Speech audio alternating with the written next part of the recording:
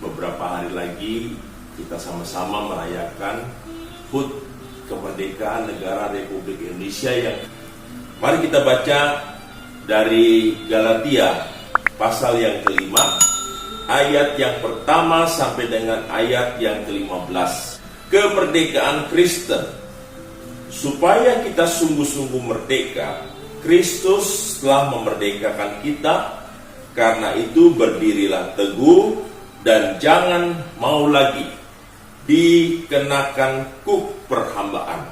Ayat yang ke-13, saudara, memang kamu telah dipanggil untuk merdeka, tetapi janganlah kamu mempergunakan kemerdekaan itu sebagai kesempatan untuk kehidupan dalam dosa, melainkan layanilah seorang akan yang lain oleh kasih, sebab seluruh hukum Taurat mencakup dalam satu firman ini, yaitu kasihilah sesama manusia seperti dirimu sendiri.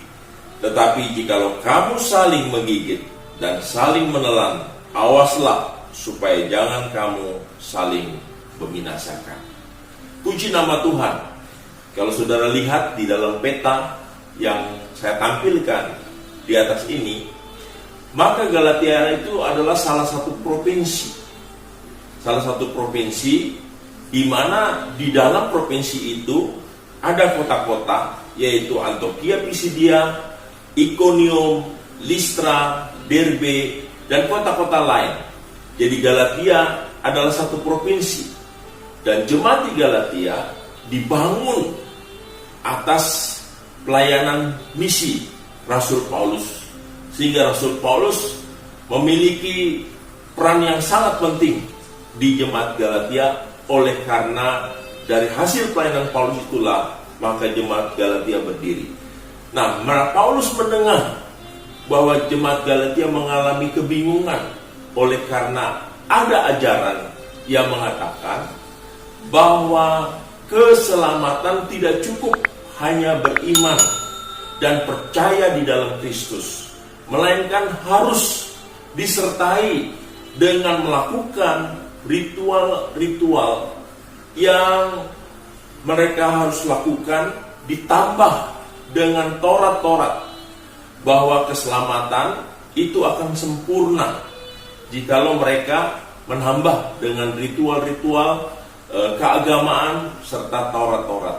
Nah, inilah yang membuat Paulus pada akhirnya menulis surat untuk jemaat di Galatia supaya mereka mendapatkan pengembalaan, supaya kita sungguh-sungguh merdeka. Kristus telah memerdekakan kita. Karena itu Paulus menegaskan bahwa keselamatan hanya ada di dalam dan melalui Kristus, itu cukup. Untuk itu Paulus menegaskan di sini menggunakan kata penghubung karena itu.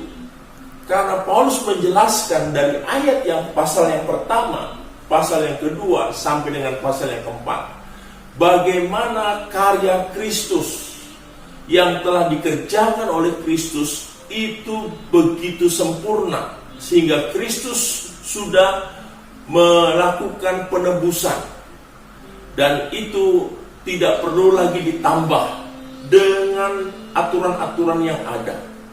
Itu penjelasan Paulus yang Paulus tegaskan, dijelaskan di dalam ayat-ayat sebelumnya.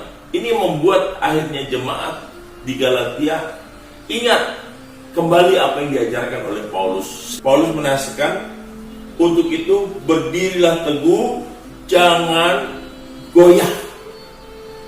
Jadi mereka teringat lagi apa yang pernah Paulus ajarkan kepada mereka waktu Paulus bersama-sama dengan mereka.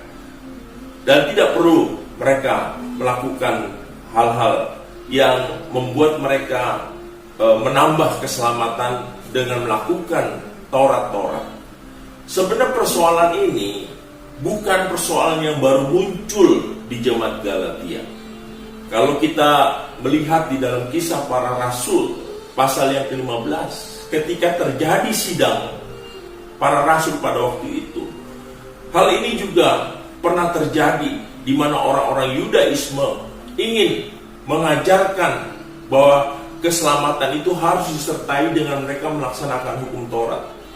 Dan ini persoalan yang sebenarnya sudah lama, dan itu menjadi masalah yang besar khususnya untuk orang-orang Yahudi yang ada di luar Israel. Untuk itu Paulus menegaskan di sini dikatakan, berdirilah teguh, jangan goyah. Bahwa bagaimana hidup yang merdeka sesungguhnya. Ayat yang ke-13 dikatakan, saudara-saudara, memang kamu telah dipanggil untuk merdeka, tetapi jangan kamu menggunakan kemerdekaan itu sebagai kesempatan untuk kehidupan dalam dosa. Karena Paulus mendengar ada sebagian jemaat, mereka salah memahami kemerdekaan. Mereka berpikir ketika mereka sudah merdeka, sudah selamat, lalu mereka dengan bebas melakukan kehidupan sesuka-sukanya. Tidak demikian, saudara. Paulus ingin supaya mereka tetap menjaga kehidupan yang kudus. Paulus ingin tetap mereka menjaga kehidupan etika yang benar. Mereka menjaga kehidupan yang saleh. Itu jangan sampai ditinggalkan. Seperti kalau kita menyaksikan ikan di akuarium, kita melihat ikan itu berenang bebas ke sana kemari. Mereka bisa masuk ke dalam karang, mereka bisa ada di antara tanaman di dalam akuarium itu. Mereka bebas, merdeka.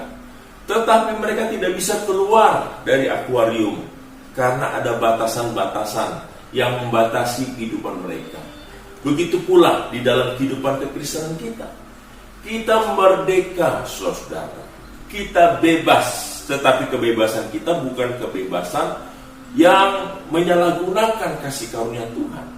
Karena ada kecenderungan, khususnya anak-anak muda pada masa kini, di mana kita pernah mendengar aliran hyper grace, yaitu bagaimana mereka mengatakan bahwa kita sudah mengalami kasih karunia, kita sudah diselamatkan, kita sudah dimerdekakan oleh Kristus, oleh sebab itu kita hidup suka-suka, melakukan free sex, menyalahgunakan obat bius, dan segala macam kehidupan yang hedonisme dan materialisme. Tidak begitu, saudara. Kita diselamatkan, kita mengalami kasih karunia, tetapi kita harus menjaga kehidupan kita. Kehidupan yang bagaimana yang harus kita jaga? Paulus tidak berhenti sampai di situ.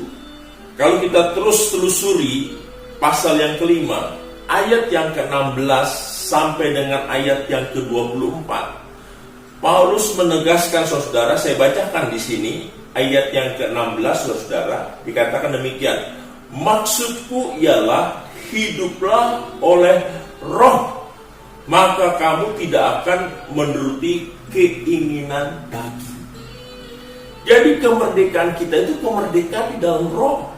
Artinya bahwa Roh Kudus yang memimpin hidup kita, bukan kedagingan kita. Kalau Roh Kudus memimpin kehidupan kita, kita makin lama makin diproses untuk semakin serupa dengan Kristus, bukan semakin seperti dunia. Jadi jelas sekali, saudara, bahwa setelah kita merdeka, kita harus dipimpin oleh Roh. Nah, oleh sebab itu, di dalam ayat yang ke-22 itu menjadi satu ayat yang benar-benar harus kita pahami dan kita mengerti, bahwa tanda-tanda yang dijelaskan di dalam ayat ke-22 ini, dalam Galatia pasal 5, itu harus muncul sebagai bukti bahwa kita sudah dimerdekakan oleh Tuhan. Dikatakan demikian di dalam ayat yang ke-22, saudara yang dikasihi Tuhan. Tetapi buah roh ialah kasih, sukacita, damai sejahtera, kesabaran, kemurahan, kebaikan, kesetiaan, kelemah lembutan, penguasaan diri, dan tidak ada hukum yang menentang hal itu. Sudahkah saudara-saudara yang dikasihi Tuhan Yesus Kristus, sejak kita dimerdekakan dari dosa di dalam Yesus Kristus, di dalam kehidupan kita memunculkan buah roh seperti yang tertulis di dalam Galatia 22 ini. Kalau belum, itu berarti kita harus mengintrospeksi diri kita. Berarti kita belum sungguh-sungguh hidup di dalam kemerdekaan. Karena kehidupan kemerdekaan harus diisi dengan hidup yang bermakna, harus diisi dengan hidup yang memiliki tujuan Allah, bukan lagi berorientasi kepada kedagingan kita. Dan itu yang Paulus maksudkan. Kalau kita sudah melakukan hal ini, maka ayat 14 dengan jelas mengatakan, sebab seluruh hukum Taurat tercangkup dalam satu firman itu, yaitu kasihlah sesama manusia seperti dirimu sendiri. Kalau kita melakukan apa yang dikatakan di dalam Galatia pasal yang ke-22, yaitu di sini dikatakan bahwa kita harus melakukan kasih, sukacita, damai sejahtera, kesabaran, kemurahan, kebaikan, ya, lalu dikatakan kesetiaan, kelemah lembutan, penguasaan diri, maka kita akan berdamai dengan sesama kita. Kita akan berdamai di dalam kehidupan keluarga kita. Kita akan berdamai dengan orang-orang di lingkungan kita. Kita akan berdamai dengan orang-orang yang ada di dunia kerja kita. Karena apa? Karena relasi kita dengan Tuhan yang sudah dimerdekakan itu memunculkan kehidupan yang seperti dijelaskan di dalam buah roh ini. Maka saudara dikasih Tuhan, sangat jelas sekali apa yang dikatakan oleh Rasul Paulus tentang kemerdekaan di dalam Kristus. Yang pertama, bahwa kita dimerdekakan oleh karena karya penebusan yang dikerjakan oleh Yesus Kristus.